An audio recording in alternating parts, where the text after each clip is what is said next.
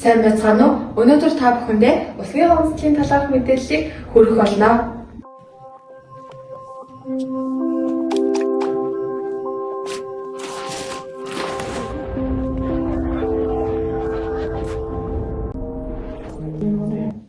Дэлхийн нийт усны нөөц хэдийг нь цэвэрс эзэлдэг юм бол дэлхийн нийт усны 97.4%-ийн 75%-аас эзэлдэг бол үлдснийхэн талаас илүү хувийн Эверест аль зэрэг өндөр улсын цас мөс эзэлдэг. Харин ганцхан хувийн бидний чандан эрдэнэ гэж нэрлэдэг цэврүүс ногддог байна. Боцноос үнэхээр бага хувийг эзэлдэг юм байна шүү. Усны онцлогоос болоод жилд 1.8 сая хүүхэд энэ хорвоог орхидог байна.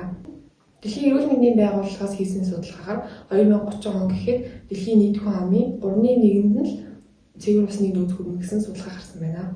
Тэгвэл одооноос усаа арай гамтай эргэлзэх болох юм байна да. Яг зөв.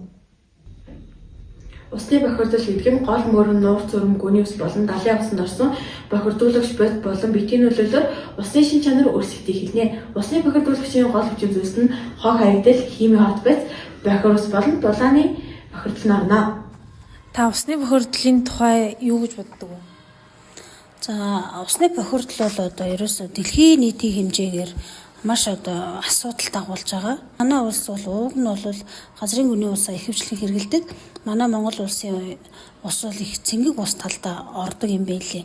Тэгтэл одоо бас л нөгөө усны их булгаа голын их энтрэ хайрлаг гуугаас загас амьтад нь хөх халдвар төвчнөр өвдөх гээд янз бүрийн эрсдлүүд бол маш их гарсаар байна. Энээс гадна бохир усаар дамждаг эзний өвчнүүд байна, арсны өвчнүүд байна, харшилт янз бүрийн өвчнүүд байна.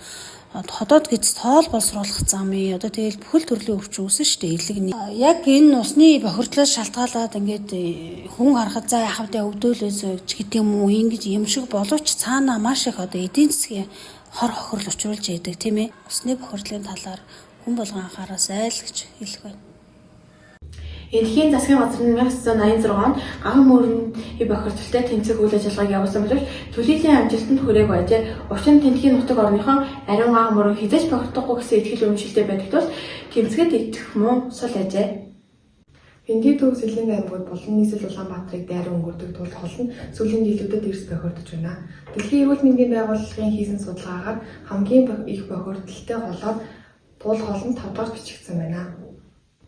Туул хол нь нийслэл Улаанбаатар хотын үндэсний усны их усүр юм аа. Гэвч хог хаягдал үйлдвэрийн бохир усыг гол руу нийлүүлснээс болоод ойр орчмын амьтан ургамал ихээр өргөдөж байна.